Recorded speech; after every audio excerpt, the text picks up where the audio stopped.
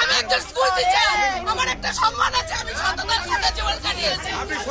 কোনো অন্যায় করিনি।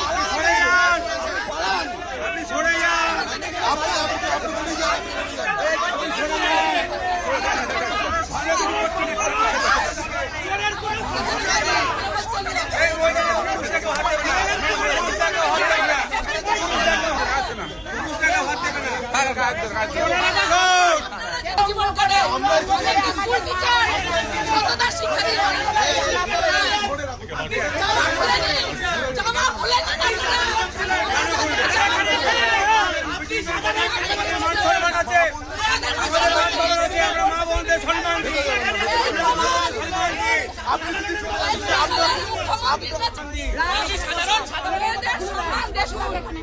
মেয়েদের সম্মান শাড়ি পরানো সম্মান, এই সম্মান সম্মান সম্মান আমাদের ঘরের মা বোন মহিলাদের পরিকল্পনা ছিল হিন্দু মেয়েদের, হিন্দু মহিলাদের এই যে ভোটের পর আপনার ইলেকশনের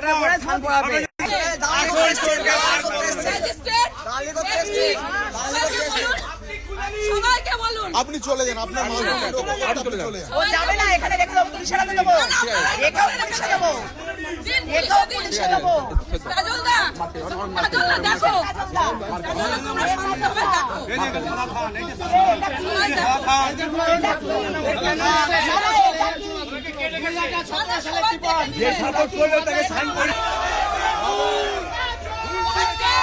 আজ আমি এইখানে দাঁড়িয়ে বলে যাচ্ছি বিজেপির আসল রূপ সম্মান।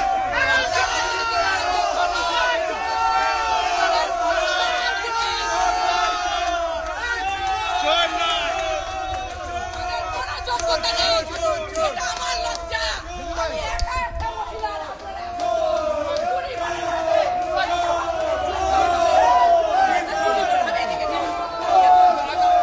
আমার গাড়ি আছে ওইদিকে।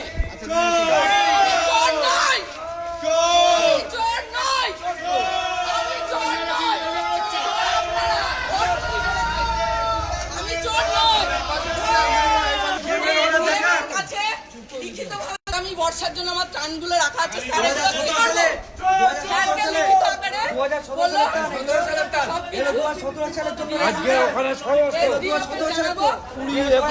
গাড়ি পাঠাবো, গাড়ি করে ওগুলো ফেরত পাঠিয়ে আমাকে এখান থেকে। আমার বাবা বললাম ঘোষ। আপনি এখানে এলেন কেন? আপনাকে কে পাঠিয়েছে? আমার বাবা, আমাদের দাঁড়ের বাড়ি পণ্ডিতপুর। আমার বাবা, আপনার বাবার সঙ্গে বহুদিন ধরে চুরি চামারিও করে আসছে। চুরি চামারি করি, উনি তো চোর, চোর তো, উনি তো চোর। না উনি চোর। আপনাকে আমি একটা কথা বলি, সালে আজকে 20-21 আমার বাবা 96 সালে ছেড়ে দিয়েছে।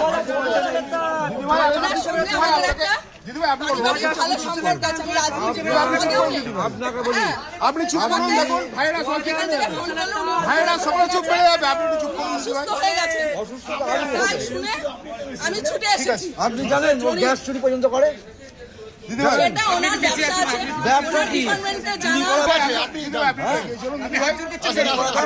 চলুন, ঠিক আছে দাদা, আজকে ওদের সঙ্গে আমাদের সম্বন্ধ রাজনৈতিক কোনো সম্পর্ক নেই। আজকে আপনাকে বলি, রাজনৈতিক কোনো সম্পর্ক নেই, পারিবারিক সম্পর্ক মানুষের সাথে থাকতেই থাকে। উনি একজন স্বাধীনতা পরিবারের মানুষ, ওনার একটা সম্মান আছে। তৃণমূল জিতলে আপনার কথা বলতেন, আপনার ঠান্ডা তো না, আপনি যেতেন। এখানে সবাই